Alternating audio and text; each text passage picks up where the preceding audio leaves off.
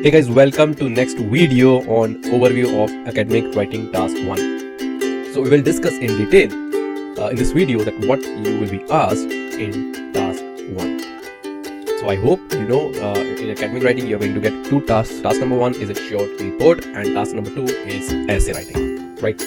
So we are talking about task 1 here.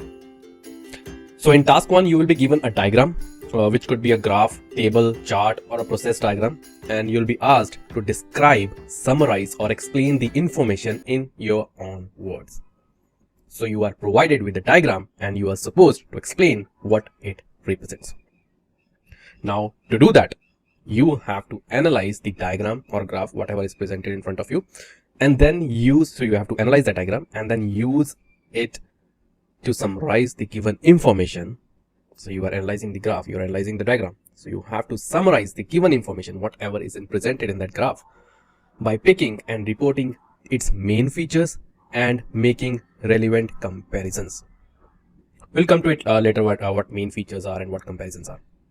Right, so I'm just defining what is report writing and what you need to do in your report, what you need to write in your report. So you have to analyze the diagram and then you have to summarize the given information, whatever is presented in the diagram, by picking and reporting its main features and making relevant comparisons. So let me show you one example here. So as you can see, so this is the graph. So you have got two bar graphs here and you have to summarize the information. As you can see, you have been mentioned here, summarize the information by selecting and reporting the main features and make comparisons where relevant. So it's clear, right? It's clear what is asked from you in this task. So examiner wants us to summarize the information by selecting and reporting only the main features and make comparisons where relevant. Right, so task 1 is going to look like this. Now let's discuss some key points for task 1. You will see a graph, table, a diagram with multiple information. As you can see in this example, you have got lots of information here. You do not need to report everything in the figure. You just need to pick up the main features. Generally, you would see there are around 5 to 6 different things in any graph. So as you can see, there is a lot of information given here. So you only need to pick up the main features. So as I said, generally there would be around 5 to 6 different things in any graph or bar chart or pie chart, whatever diagram you get in exam. But main features, the main features which you need to report, won't be more than 2 or 3. So do not write all the things presented in front of you. You can even lose marks. For example, if you write about all 5 things which are presented, right? So it's not that you're going to get extra marks, but you're probably going to lose marks because you are going against the question, right? So we are asked to summarize the information by selecting and reporting the main features and make comparisons where relevant. So we are only going to report the main features and then making the comparison. Next thing, always remember, do not give opinion on task 1. You should only report what is shown in the diagram. Do not give any reason why a graph moves in a certain way. So as you can see here, you see they have talked about computer ownership. I think it was very less in 2002, and then in 2002 it was, I think, around 70, something like that, 70%. So you are not going to give the reason why this graph is moving in this certain way. You're not going to do that, right? So if you have never worked on diagrams or illustrations yet, do not worry, they are just visual representation of numbers. So it's like they have provided one illustration, one diagram, just to represent the numbers, how things are getting changed, what the trend is, how trend is getting changed. So something like that. They are just trying to represent in the form of a diagram. That's what this figure or diagrams mean. Okay, so now I would like to tell you two main purposes which you need to do or which you need to consider in task 1. You do not need to do anything beyond these two purposes. So you're not going to do anything apart from these 2 points, which I'm just going to explain you in a minute. So first one, show trends over time. So you'll be given a graph, table, chart or diagram. It will show how things have changed over time. So I'll just show you one example here. It shows how things have changed over time. So overseas students, I think they were around 2 lakh or 200,000. Yes, in 2001, and then they grew to more than 800,000 or 8 lakh in 2010.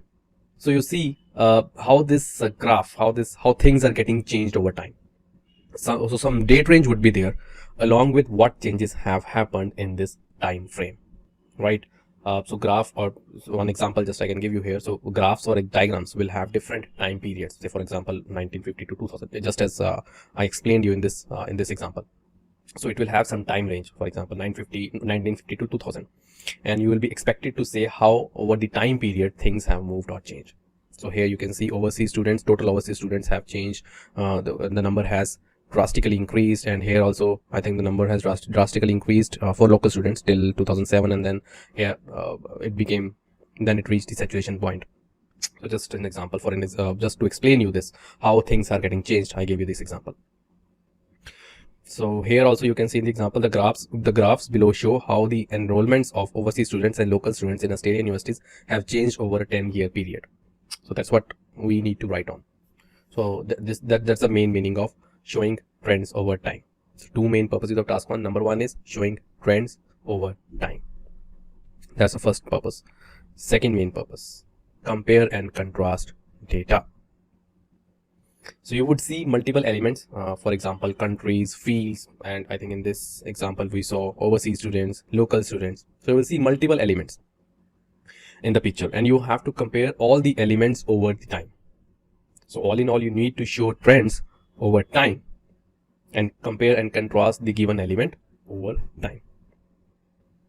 As you can see here we have to compare rural areas and urban areas over time. So number 1 is trend, how things are getting changed over the time, and what elements are getting changed over the time, comparing and contrasting those elements. So these were the two main purposes, and here you can see I have both comparisons and trends for this graph, and here I think it shows average cost of housing for rural, suburban and urban areas. So we are going to see in depth all these things in my future videos, right? In my coming videos I'm going to tell you the steps, how you need to write the trends, how you need to compare the data within these graphs or pictures, whatever is presented. So I'm going to explain you all these things in detail, so do not worry, right? So here I think it's about average cost of housing, rural, suburban and urban areas.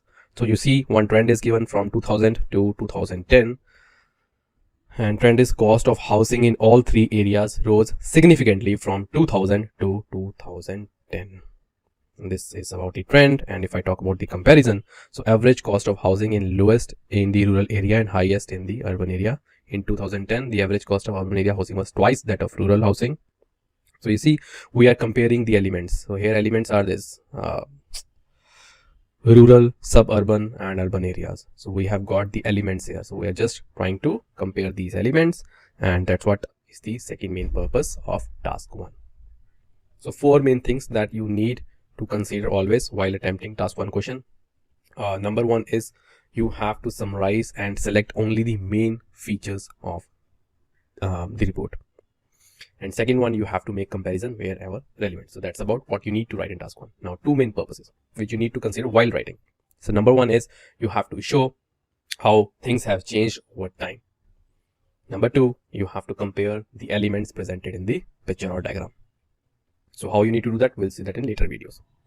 So I hope you have got the whole overview of task 1, what you need to write and what points you need to consider while attempting this report question. So that's it guys from this video. I'll see you in my next video.